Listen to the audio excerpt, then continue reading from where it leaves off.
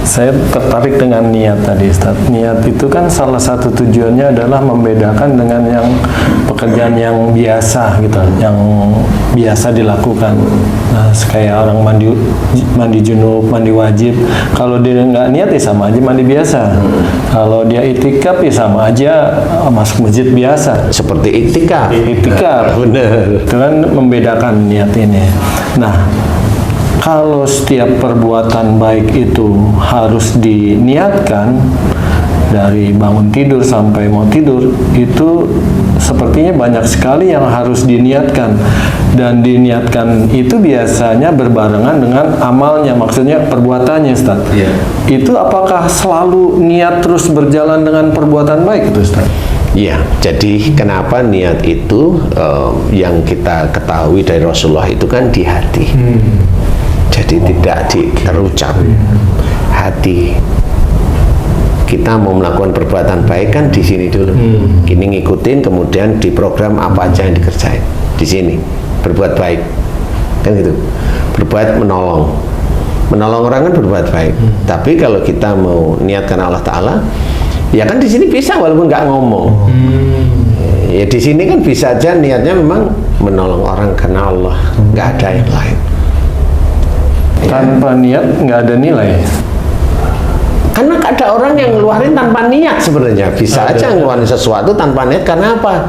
Kasihan saya lihatnya. Loh, kan itu malah yang benar itu yang begitu. Maksudnya benar itu apa yang terucap itu. Karena kasihan. Bukan karena Allah. Kan gitu. Jadi kayak umpamanya begini. Saya kasih contoh. Ini tidak berniat, tapi ini sama aja jawaban. Jadi umpamanya ada seseorang, dia punya anak, pandai anaknya. Temennya itu tanya, anakmu itu dari kecil kok tak lihat kok pandai terus? Kamu sekolahkan di mana? Kamu ajarin apa? Kamu amalan-amalan apa? Dia jawab, anak saya pandai itu hanya Allah aja yang mendidiknya. Saya hanya berikhtiar biasa, normal kayak kamu. Dia pandai karena Allah. Jawaban ini itu karena ada orang yang bertanya sehingga kita menjawab. Tapi dia sendiri, si ayahnya itu tahu sehari-hari bahwa dia itu hanya bersyukur kepada Allah Ta'ala tanpa membanggakan anaknya yang pandai. Karena apa? Kalau dia ngomong anaknya, kamu pandai nak, kamu ini nak, ini kan banggain anaknya, nggak boleh juga. Nah, di sini berarti ayahnya benar-benar memahami bahwa kebesaran Allah dan kuasa Allah Ta'ala itu diberikan dan menjadi ujian melalui anaknya yang pandai, dan dia tahu. Kalau di depan, contoh di depan si anak ini, orang tuanya berkata, ya Allah, alhamdulillah engkau memberikan kepandaian pada anak saya. Di depan anaknya, itu sama aja membuat besar kepala anak juga nggak? Belum tentu. Itu tergantung hatinya.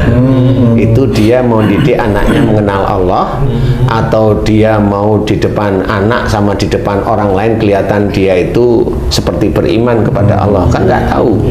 Yang bisa tahu itu hanya Allah di hatinya.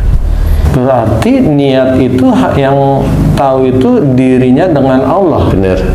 Berarti kita nggak bisa menilai seseorang itu baik dan buruk tanpa tahu niatnya. Benar. Makanya tadi Haji J cerita, kalau ya Allah, alhamdulillah engkau berikan aku anak yang baik, alhamdulillah ya Allah. Itu apakah itu niatnya karena Allah atau tidak? Nggak tahu. Kan gitu, saya tidak boleh menjustifikasi seperti itu. Yang tahu hanya Haji J dengan Allah. Tapi di sini kita itu memberitahu bahwa niatkan semua yang kita lakukan baik itu lillahi ta'ala.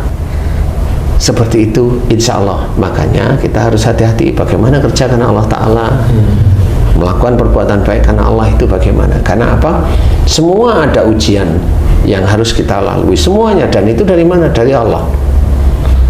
Dari Allah ujian itu melalui orang lain, melalui sesuatu yang menimpa pada kita, itu ujian. Sesuatu yang menimpa apa? Mau sakit, itu ujian. Mau musibah, itu ujian. Mau dapat bonus, itu ujian. Diloloskan oleh Allah Ta'ala, diloloskan oleh Allah mencuri, itu ujian. Diizinkan ya? Diizinkan istilahnya. Itu ujian, kita harus pahami. Jadi apakah itu dia bekerja, dia sholat, dia ini karena Allah? Wallahu a'lam. Tapi saya yakin bagi sedulur beriman paham, sehingga kapan dia berniat karena Allah Ta'ala.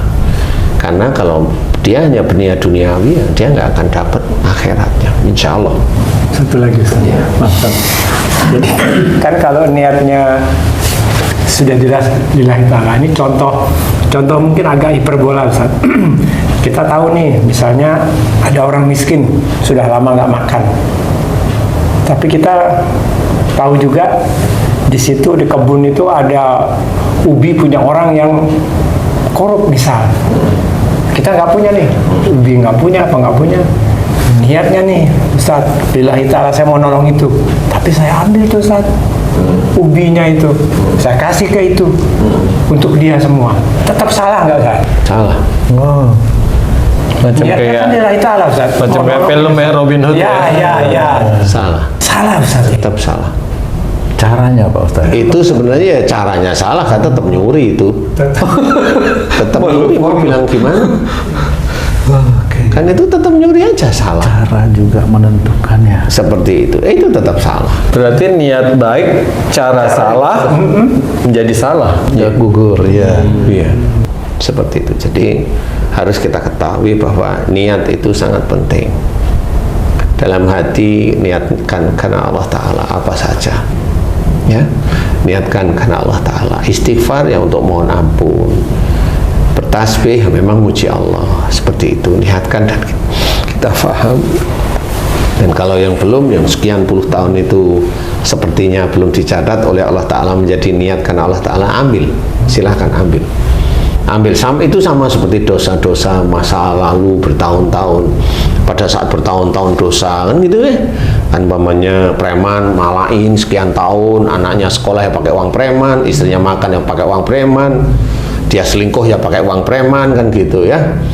Nah, bagian yang baik-baik niatkan karena Allah Ta'ala, mohon ampunan sebenarnya. Nah, dia udah tahu, jangan mohon ampun nih preman ini, ya Allah dulu ini mohon ampun, mohon ampun, terus menerus. Nah, kalau sudah mohon ampun, biasanya kalau salah satunya itu mohon ampunnya itu bisa diterima oleh Allah Ta'ala, ini orang ini melarat jadinya, biasanya begitu. Sudah hafal, insya Allah sudah hafal saya, orang itu akan kesulitan dia cari makan. Itu cara Allah itu seperti itu. Dan anaknya juga kesulitan, kalau anaknya sudah kerja, anaknya kesulitan keuangan beberapa tahun, seperti itu, karena memang ada, dia tahu dulu itu malak dan sebagainya, kemudian dia mohon ampun. Nah, ini kan harus dibayar. Oh, dibersihkan ya. Ya, harus dibayar istilahnya. Nah, cara mengingatkan Allah itu insya Allah salah satunya seperti itu, cara mengingatkannya. Insya Allah seperti itu. Makanya kita harus hati-hati, ya, niatkan semua hal yang baik itu karena Allah Ta'ala. Ya, mudah-mudahan ini manfaat bagi diri kita, sehingga kita senantiasa hati kita karena Allah itu ada selalu dalam keadaan apapun, kita itu selalu ingat Allah. Baik melalui lisan, melalui zikrullah melalui lisan, maupun melalui aplikasi atau perbuatan sehari-hari itu, Allah itu ada di situ. Nah, itulah yang namanya wadkurullaha katsiran la'allakum tuflihun. Jadi, dan banyak-banyaklah ingat kepada Allah Ta'ala agar kamu beruntung. Kalau Allah mengucap beruntung pada ayat tersebut, insya Allah itu masuk surga. Insya Allah, jelas sekali. Beruntung ini masuk surga. Karena ada Allahnya, makanya dia mau berbuat baik nggak mau berbuat jelek nggak mau sembunyi-sembunyi nggak mau, apa aja yang jelek-jelek nggak mau. Ya, insya Allah seperti itu. Mudah-mudahan manfaat. Wallahu a'lam. Amin. Alhamdulillah. Terima kasih banyak Pak Ustadz penjelasannya.